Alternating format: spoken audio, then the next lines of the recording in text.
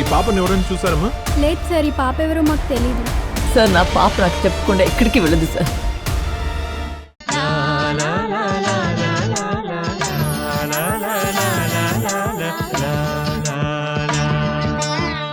ఎందుకు భూమి ఇంత చిన్న విషయానికి కూడా అంతలా బాధపడతావు?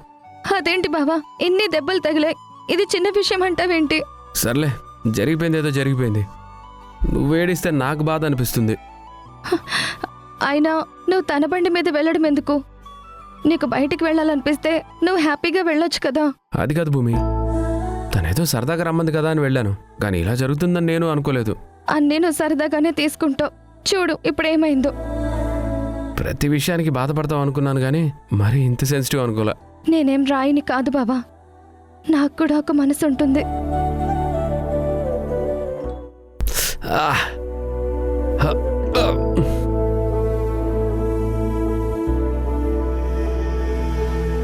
ఇదిగో ఈ టాబ్లెట్ వేసుకో.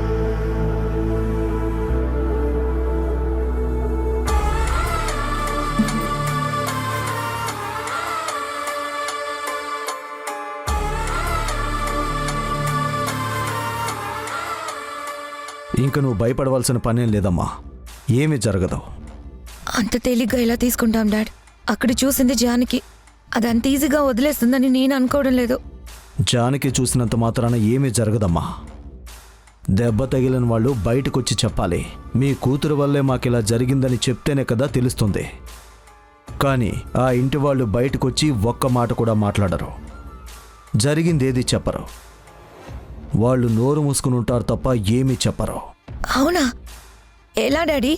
అంత దెబ్బ తగిలిన తర్వాత మమ్మీకి చెప్తే న్యాయం చేస్తుందని తెలుసు కదా, మరి వాళ్ళు ఎందుకు సైలెంట్గా ఉంటారు? ఇక్కడ చెప్పుకుంటే న్యాయం జరుగుతుందని ఎంత నమ్మకం ఉన్నా, నేనన్నా నా తమ్ముడన్నా ఊరు వాళ్ళకి అంతే భయం ఉంటుంది. అందుకే జయసింహని వాళ్ళింటికి పంపించాను. వాళ్ళకి వార్నింగ్ ఇవ్వమని చెప్పాను. వాడిచ్చిన వార్నింగ్తో వాళ్ళు నోరెత్తరు సరికదా. ఇంకెవరడిగినా కూడా ఏమీ జరగలేదు, పొరపాటున కాలు జారి పడ్డాను, అనుకోకుండా బురదలో పడిపోయానని ఏదో కారణం చెప్తాడు. అంతేకాని నీ గురించి ఒక్క మాట కూడా చెప్పడు. Thank you so much dad.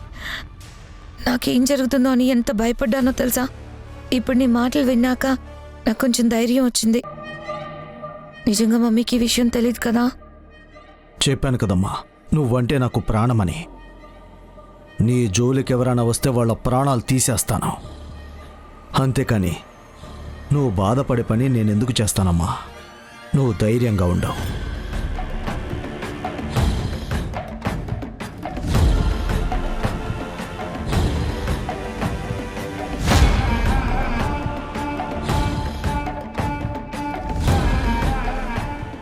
Kumuda, Kumuda, Kumuda, Kumuda!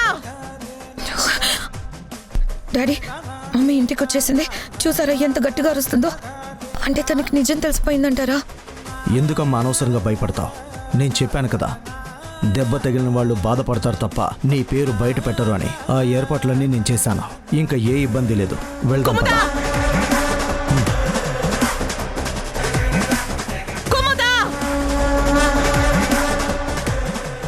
ఏంటి రుద్రాణి, ఎందుకంత గట్టిగా అరుస్తున్నావు?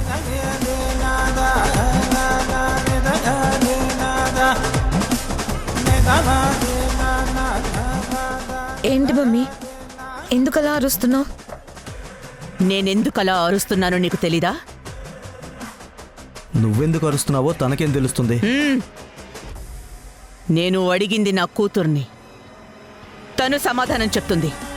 మధ్యలో మీరెందుకు మాట్లాడుతున్నారు?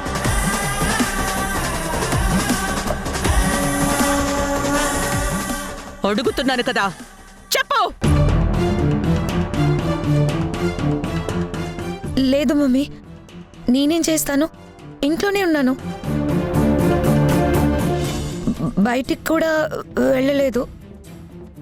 అయినా ఏమైంది మమ్మీ? ఏమైనా ప్రాబ్లమా?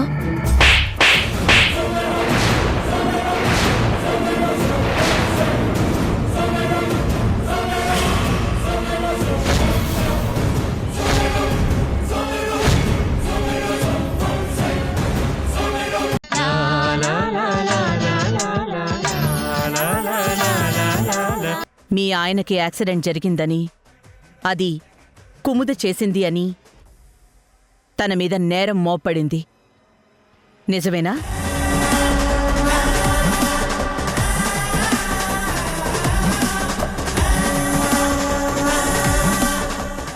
ఎందుకు భయపడతావు?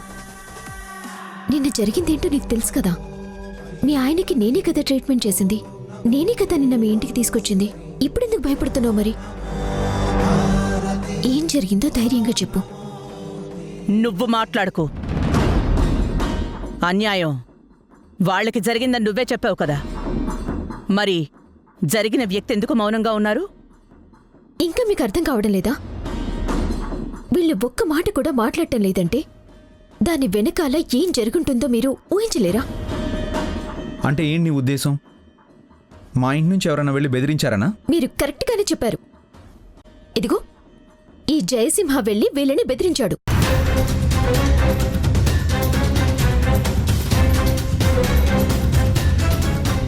అందుకే వీళ్ళు నోరెత్తడానికి భయపడుతున్నారు. ఏంటమ్మా, జయసింహ మీ ఇంటికొచ్చి బెదిరించినట్టుగా జానకి ఆరోపిస్తుంది. అది నిజమా కాదా?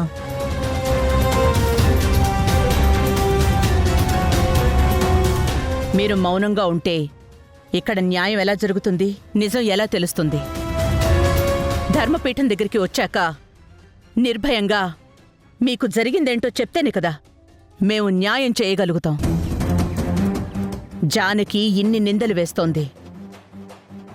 అది నిందా నిజమా అన్నది మీరే చెప్పాలి. లేదమ్మా, అలాంటిదేమీ జరగలేదు. మా ఆయన పొలంలో పనిచేస్తూ పడిపోయాడు. అప్పుడే ఈ దెబ్బలు తగిలాయి.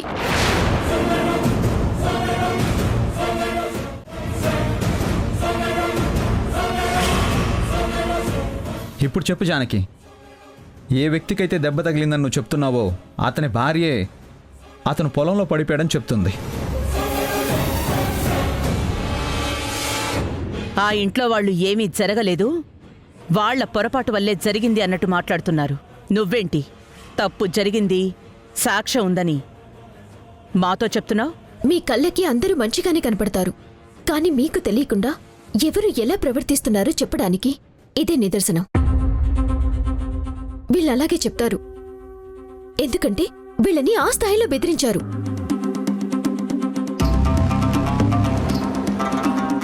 కానీ నిజాన్ని వాళ్ళు చెప్పకపోయినా సాక్ష్యం ఉంది అని చెప్పాను కదా, ఆ సాక్ష్యాన్ని చూస్తే మీకే అర్థమవుతుంది.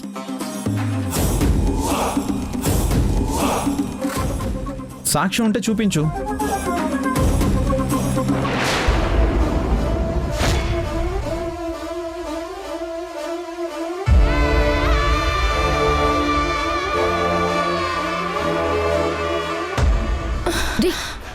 ఏంటో ఇంత ఆలస్యమైంది? నీకు ముందే చెప్పాను కదా పొద్దున్నే రావాలని.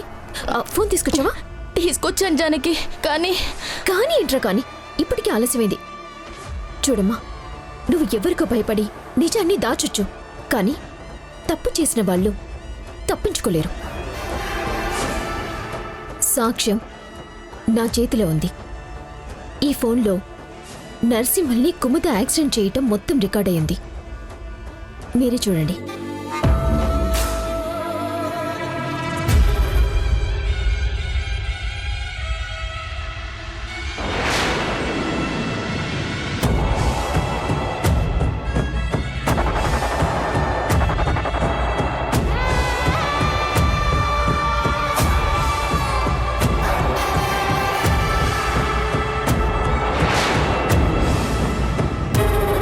ఏంటి, సాక్ష్యం ఉందని ఇంతవరకు గట్టిగా చెప్పావు కదా, ఇప్పుడు చూపించకుండా ఆ ఫోన్ ఏంటి అంతసేపు చూస్తున్నావు? చూపించు సాక్ష్యం. చూడు జానకి, నీ మాట మీద ఉన్న నమ్మకంతో నువ్వు సాక్ష్యం ఉంది అని చెప్పావని నేను నా కూతుర్నే అనుమానించాను. ఈరోజు దోషి స్థానంలో నిలబెట్టాను. ఇప్పుడు నువ్వు సాక్ష్యం చూపించాలి, లేదంటే జరిగేదే వేరు.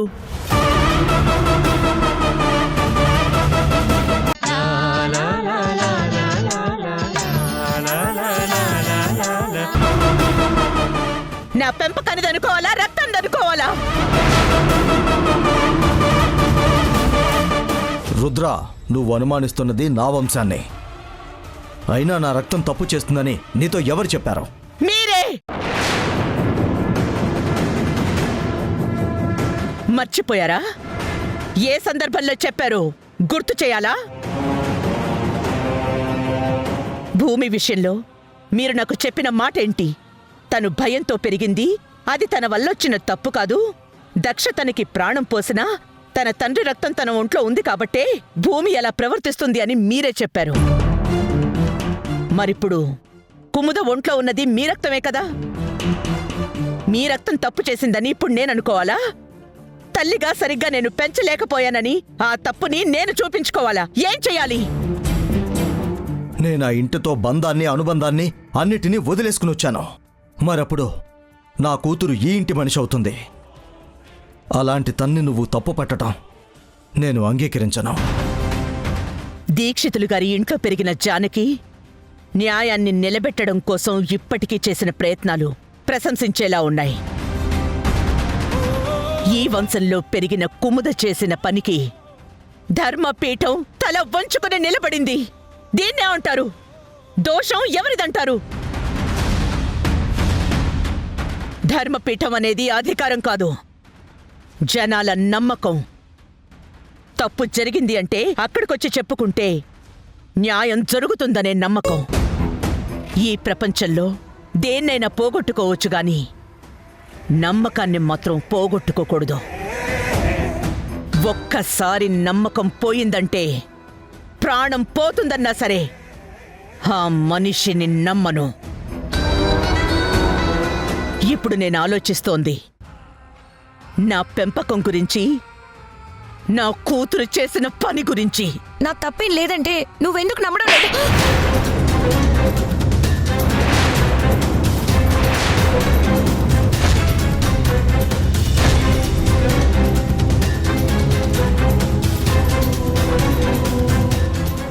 నిజంగా నీ తప్పు లేకపోతే మీ బాబాయ్ అక్కడికి ఎందుకు వెళ్ళాడు?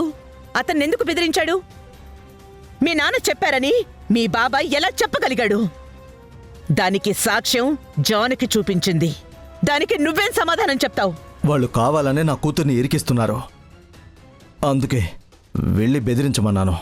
అంత మాత్రాన తను తప్పు చేసిందంటావా? ఇక మీకు మాట్లాడే అర్హత లేదు. చెప్పాను కదా, నా తీర్పు రేపు ఉదయం చెప్తానని. ఇది నాకు సంబంధించిన విషయం. తీర్పు చెప్పే వరకు తను దోషి స్థానంలో ఉంటుంది. తనకు సంబంధించి మీరు మాట్లాడాలి అనుకుంటే తీర్పు పూర్తయ్యే వరకు మీరు కూడా నాతో మాట్లాడే అవకాశం ఉండదు. లోపలికి వెళ్ళండి. వెళ్ళండి.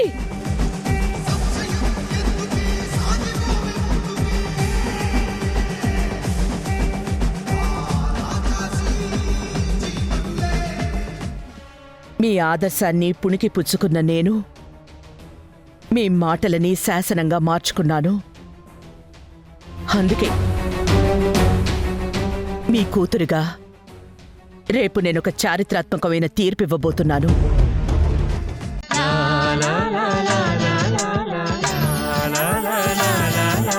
మా నాన్నగారు ఈ చుట్టుపక్కల వాళ్ళు ఎన్నోసార్లు చెప్పారు.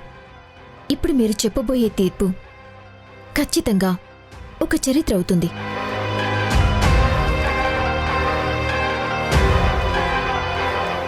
చూడు రుద్రాణి, మన పెళ్లి జరిగాక నేను నిన్ను ఎప్పుడూ ఏ కోరిక కోరలేదు. కానీ ఇప్పుడు ఒక కోరిక కోరుతున్నాను. నాకు నా కూతురంటే ప్రాణం. తను కష్టపడే పరిస్థితి వస్తే నేను తట్టుకోలేను. నువ్వు ధర్మపీఠం మీద ధర్మాధికారిగా ఉన్నా కుముద నీ కన్న కూతురన్న విషయం మర్చిపోవద్దు.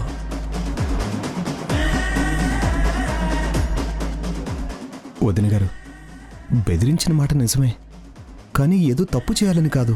అల్లారు ముద్దుగా పెరిగిన నా అన్నయ్య కూతురు ఇబ్బంది పడకూడదన్న ఒకే ఒక ఉద్దేశం. పిల్లలన్నాక తెలిసి తెలియక చిన్న చిన్న తప్పులు చేస్తారు. ప్రతిదాన్ని పట్టించుకోవడం పద్ధతి కాదు.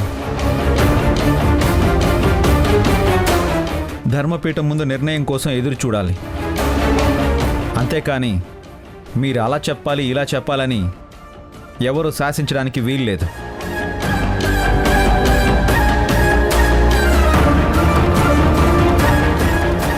ఇక్కడ న్యాయం జరుగుతుందని నమ్మారు, న్యాయం కోసం వచ్చారు. తీర్పు వచ్చాక న్యాయమా అన్యాయమా అన్నది అప్పుడు నిర్ణయించాలి. అంతవరకు ఎవ్వరూ ఏమీ మాట్లాడొద్దు. నా తర్వాత ఈ స్థానంలో కూర్చునే మనిషి నా మేనల్లుడు, బొబ్బిలి వారసుడు భార్గవ్.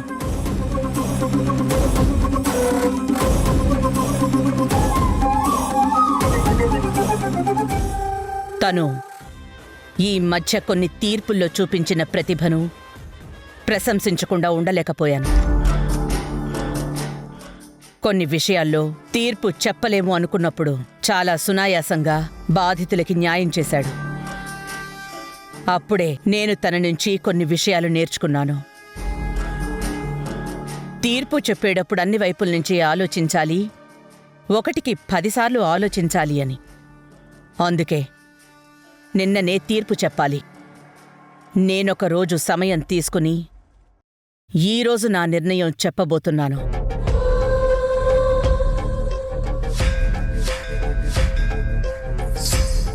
కుముదే తప్పు చేసింది అని ఈ ధర్మపీఠం నమ్మింది.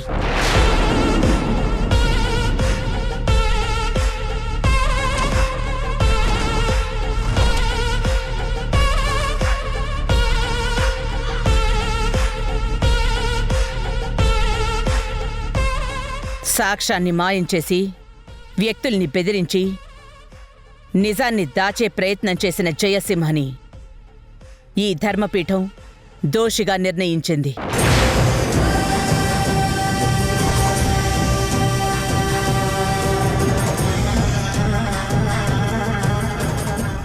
తను చేసిన తప్పుకి 10 కొరడా దెబ్బలు శిక్ష విధిస్తూ నరసింహులికి, జానకికి క్షమాపణలు చెప్పవలసిందిగా ఆదేశిస్తున్నాను.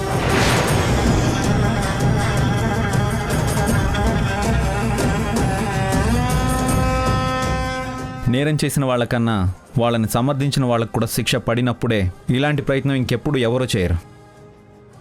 కుముదని దోషిగా నిర్ణయించాం. తను చేసిన తప్పుకి 20 కొరడా దెబ్బల శిక్ష విధిస్తూ నరసింహులు కుటుంబానికి నష్టపరిహారం కూడా చెల్లించవలసిందిగా ఆదేశిస్తున్నాను.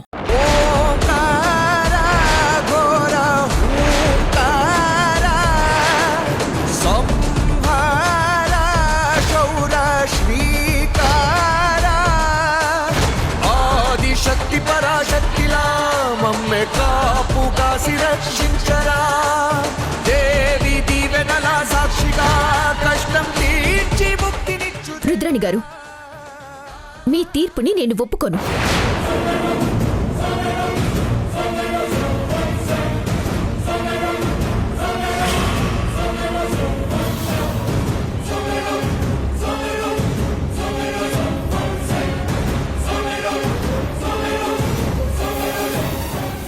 ఏంటి నువ్వనేది?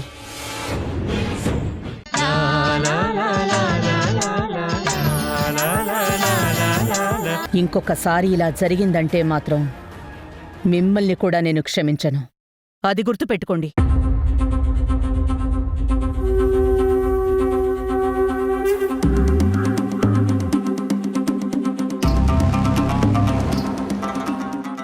రుద్ర, ఇంకొకసారి ఆలోచించు. ఎందుకమ్మా బాధపడతావు?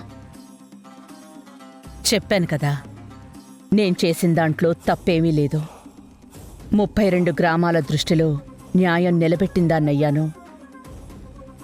కుముదకి బుద్ధి చెప్పిందాన్నయ్యాను.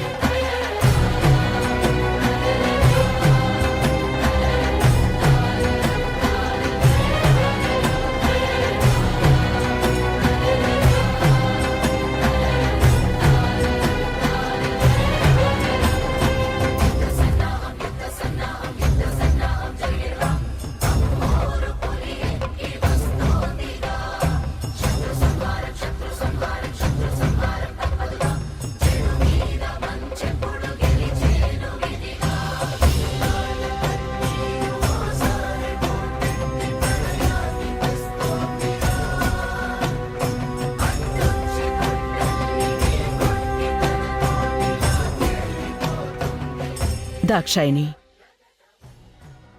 అమ్మ నీకు ధర్మపీఠం అప్పగించినప్పుడు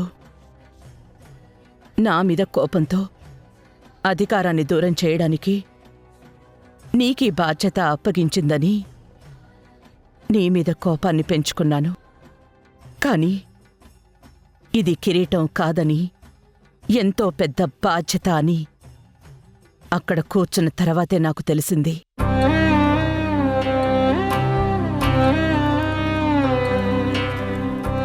నువ్వు నాకు అప్పగించిన బాధ్యతని నేను భార్గవ్కు అప్పగించేంతవరకు ఎక్కడా ఎలాంటి మరక అంటకూడదని అనుక్షణం తప్పించాను. ఈరోజు ఆ ప్రయత్నంలో నేనే దోషిగా మారి ఆ ఇంటికి పనిచేయడానికి వెళ్తున్నాను. నా ఇంటి ఆడపిల్లలు కాలి కింద పెడితే కందిపోతుంది అన్నట్టు పెంచుకున్నాను. ఎండకన్నెరగకుండా మిమ్మల్ని చూసుకున్నాను. అలాంటి నువ్వు ఈరోజు ఎవరో ఇంటి దగ్గర పని చేస్తూ ఉంటే ఈ తల్లి మనసు ఎలా తట్టుకుంటుంది?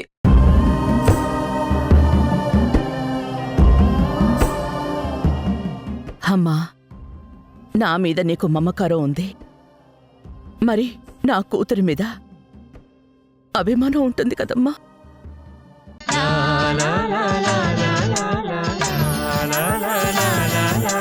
అమ్మా, మీరు ఆ రోజు పెళ్లి చేసుకుని ఇంటికొచ్చినప్పుడు అందరం ఆశ్చర్యపోయాం. శత్రువుతో తాళి కట్టించుకునొచ్చారు. అధికారం కోసమే కదా, ఆ ధర్మపీఠం మీద కూర్చోవడం కోసమే కదా ఇదంతా చేశారని ఊరంతా అనుకున్నామమ్మా. గుళ్ళో దక్షమ్మకు అధికారాన్నిచ్చినప్పుడు మీరందరి ముందు అమ్మగారిని 4 మాటలు అన్నప్పుడు ఆ ఇంట్లో పుట్టిన ఆడపిల్లలిద్దరిలోనూ ఎంత తేడా ఉందో. ఒక ఆడపిల్ల దేవతలా ఉంటే ఇంకో ఆడపిల్ల అధికారం కోసం ఎంతలా తప్పిస్తుందనుకున్నాం. నువ్వు చెప్పింది నిజమే దుర్గమ్మ. ఆ రోజు నిజంగానే వివాహం కాని వాళ్ళకి అధికారం రాదు కాబట్టి అధికారం కోసమే నేను పెళ్లి చేసుకున్నాను. కానీ అధికారం మాత్రమే సంపాదించడానికి పెళ్లి చేసుకోలేదు. నా భర్త నన్ను ఎంతగానో అభిమానించారు. మా ఇంటి శత్రువు కొడుకు నన్ను ప్రేమిస్తున్నాను అంటే నేనంత తేలిగ్గా నమ్మలేదు.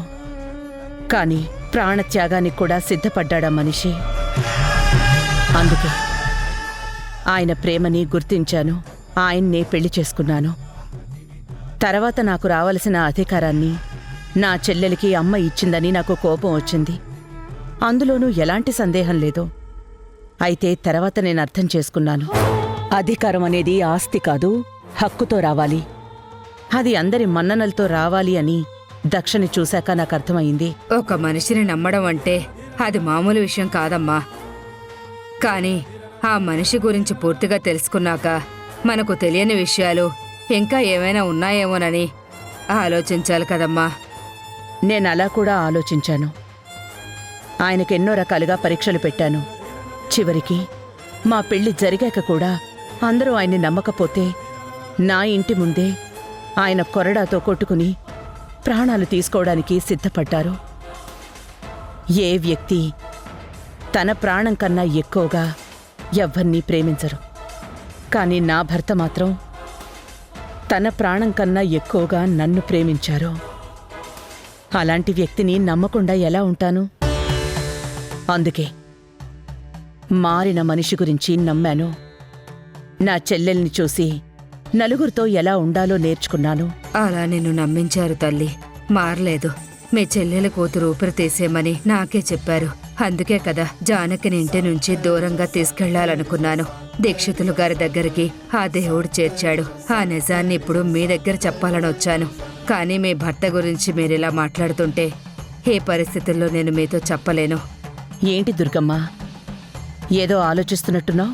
అమ్మా, ఒక నిజం మరుగున పడిపోకుండా ఉండాలంటే, ఆ నిజం నిరూపించాలంటే నేనేం చెయ్యాలి? ఎంత కష్టమైనా సరే నిజాన్ని నిర్భయంగా చెప్పాలి.